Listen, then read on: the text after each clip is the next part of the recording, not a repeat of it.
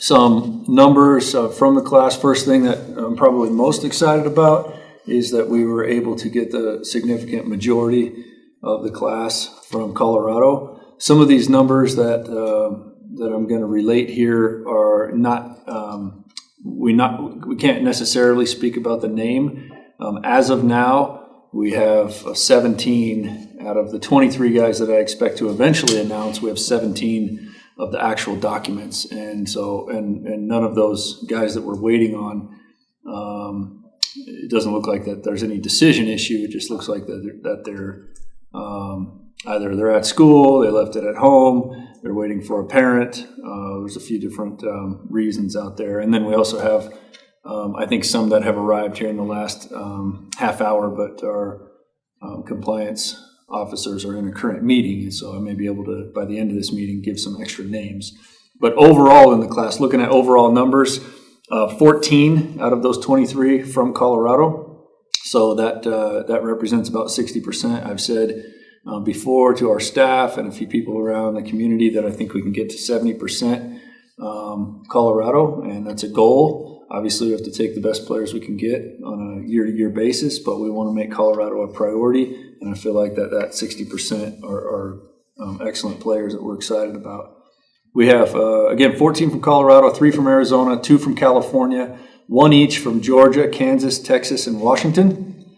As I said, those numbers and stats might not match up exactly with what you have because we've got 4 guys that we're waiting on right now.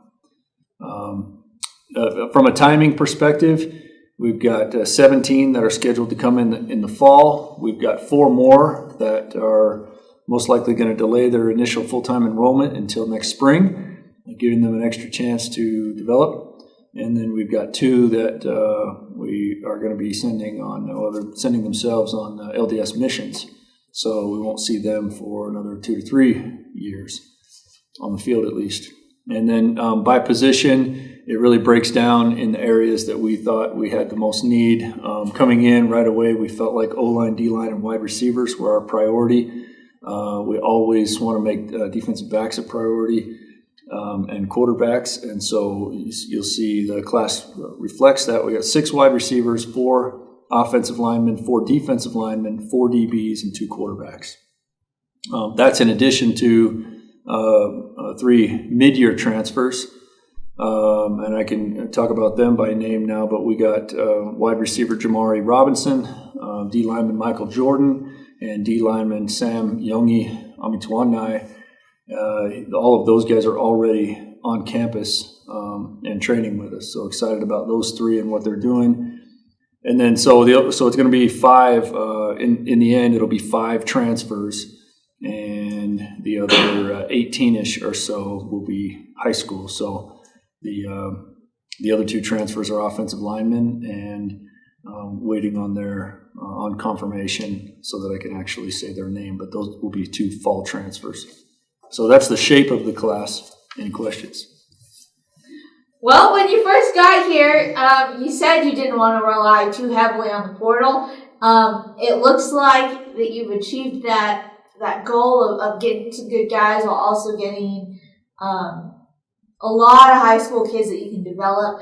Just overall, how are you feeling with this class? Really good about our class because it's the one that fits us. I think you'll get the same answer from me every year. We're not really interested in boo-hooing about the guys who don't think that Northern Colorado is a fit for them. So, I mean, clearly, I think it's well understood that there are thousands and thousands of really good prospects all throughout the country. And initially, we have to go out and cast a bigger net than we actually end up signing, and so there are a lot of conversations on the way that just where it's not a fit. It's not a fit for them. It's not a fit for us. In the end, the ones that sign represent that fit, and so it's really the results are from the design of what we go out and set out to do. So we're excited about the guys who actually decided to be with us. I'm not one that I get a lot of questions around town or something like that, or talking to my family, people, well, how are the recruits going to help us next year? Well, typically we're not counting on especially freshman recruits to help us next year. That's a 2-3 year plan down the road for most of them. But, in the case where we felt like we had immediate need, that's why we went after the wide receiver, 2 defensive linemen, and 2 offensive linemen to help shore up our immediate depth. Yeah. Coach, Witherspoon, Baker, Fleming, Stallworth, just Okay, I'll make a note there. Thank you. So we got. That's what I was saying, right? 4 more, and then we have. So that'll leave 2 that we expect to get tonight. Not during this meeting, but we expect to get them tonight. Well, were you at all nervous about this being your first signing day? You've taken over this program. You're really trying to rebuild it. Did you think you'd have so many guys for sure sign with you? We get excited. We want to recruit like it's all about recruiting, and then when it's time to coach, we coach like it's all about coaching. We lift like it's all about lifting. So make no mistake, I'm deadly serious about recruiting and recruiting the right guys for here. But as far as specifically signing day, that's not a stressful day for me. That's not something I worry about. If any players, if there's some type of snafu where they don't get it in time, but they still want to be here, and we get it later tonight, that's okay. We're not mad at that player. If there are players that decide they don't want to be here, immediately I didn't want them here anyway. So my tradition, as the head coach at Southern Utah, was to drive 40 minutes down the road into St. George where there's palm trees and golf all year round. And so I would golf on the signing day and not look at my phone. And today there was no golf available in this area, but I did go to the producer's livestock auction. That was awesome this morning. I had a hamburger steak over at the auction at the Stockman Cafe.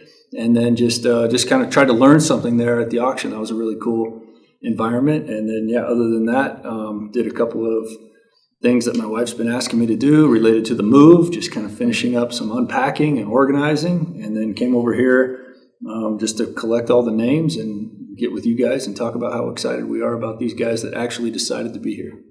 Okay. Well, why is it so important for you as a coach to get in-state guys?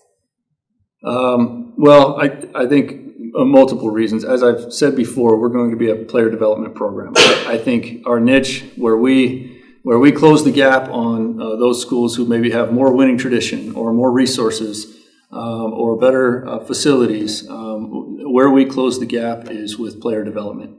And a big part of player development is having the investment of those people that have helped the student athlete get to this point in their life. And so I think that the closer the proximity is for the parents, the high school coaches, teammates, people that they know, I think there's power in that. They help us with that development. And I think there's power in the pride of representing your local school, whether that's in the county or whether that's in northern Colorado or the whole state of Colorado. And even, I think, to some degree in the West, too. We want to be a team that relates to the community that we're in, to the region that we're in. And so as much as possible, we want to start with the most local area and spread out from there. And of course, Colorado becomes a nice fit and target for that. I think that Colorado student athletes here playing on our team are going to bring more people into the stadium. I think they're going to bring more support on game day. I think they're going to bring more interest in what they're doing. And I think that they keep, when young guys are away from home for the first time, making decisions about how they want to live their life, trying to figure out who they are, I think a closer proximity to family is a real strength.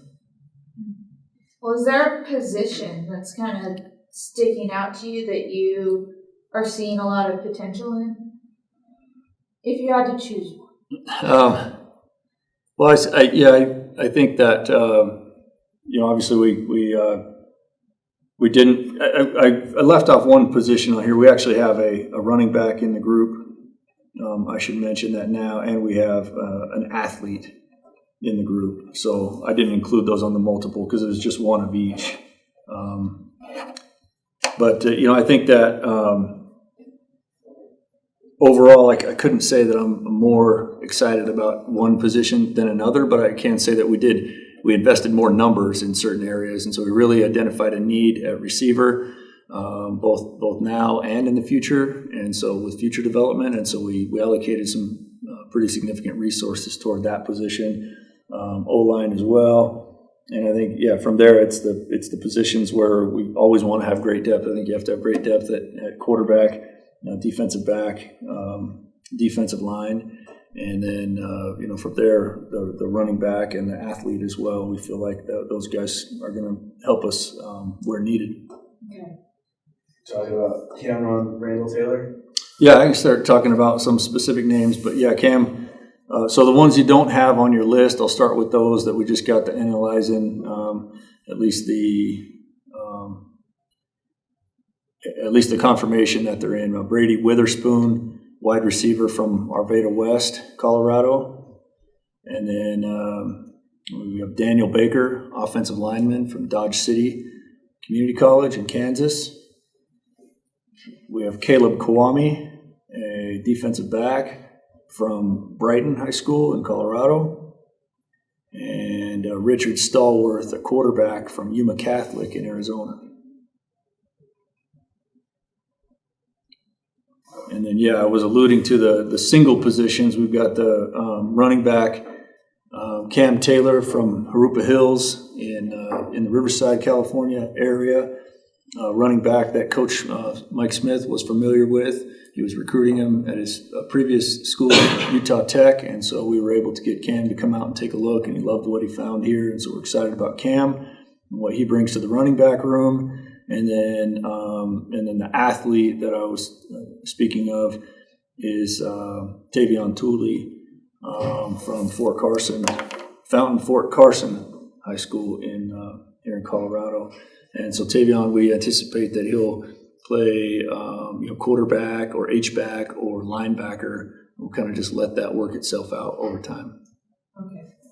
Well, how many guys? Like, does this class and the ones that you're expecting to get, tonight, tomorrow, whenever, does that mostly fill out the roster at this point? Or are there, still some that you may need in the next couple months? We've deliberately saved some scholarship allocation for both our current team. I think that there were many conversations that the previous staff had with current players on the team, deserving players on the team, about getting considerations for scholarship adjustments and increases, and so we want to honor that as much as possible, at least in spirit. We want to make our own decisions, and I think the players want us to make our decisions and get that reward appropriately as it is. But spring ball will tell us a lot about that, and then we also saved some scholarship allocation for potentially some transfer students as well at those positions where we feel like we could use immediate help, and that'll probably continue most likely to be on the offensive line and wide receiver positions.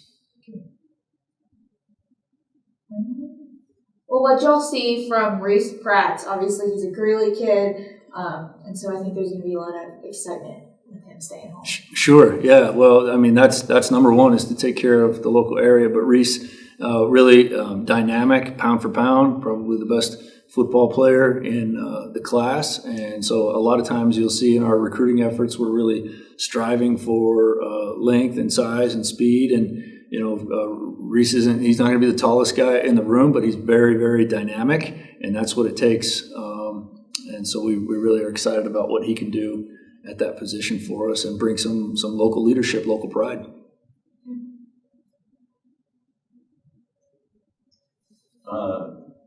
Cameron Taylor, based on all the recruiting rankings websites, he's the highest ranked signing. He's had several Power 5 offers.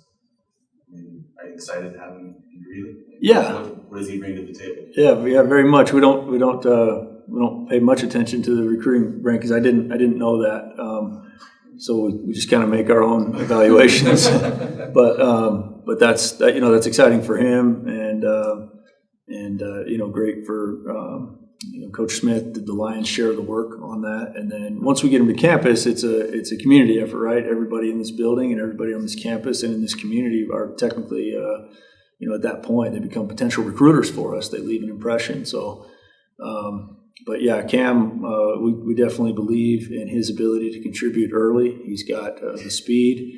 He's already a sub-11 100-meter guy. We expect him to be probably 0.2 faster this year into the 10.7, 10.8 range. And yeah, he's got really good running back skills and multiple skills, can catch the ball out of the backfield, got a good strength level. So even for a freshman, we expect he'll be able to come in and compete as a pass protector and play a complete position. Well, then what do you think that says about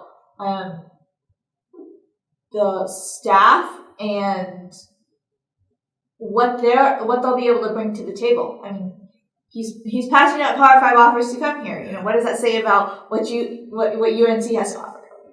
Yeah, I think UNC has the same thing to offer that we look for in recruits. We're looking for potential. We're looking for guys that in 2 or 3 years we want. In general, we want for other schools and NFL scouts to say, where did UNC find these guys? And we're hoping that when we look at these players, that we're kind of looking in the mirror, that they're looking at us like, this is my opportunity to make a difference. This is my opportunity to leave a legacy. It's great to go to a place with big stadiums and winning traditions, but I'm not sure that the same type of legacy can be left when a player goes to a place that has a long history of recent success. And so I think we have that opportunity here. We sell it. I think there are several academic majors here on campus that also sell themselves. We took the guys to a lot of the local eateries, including our own campus dining hall, and the players, the recruits enjoyed that and enjoyed the atmosphere over there. So, like I said, it's a total community effort to land some of these guys.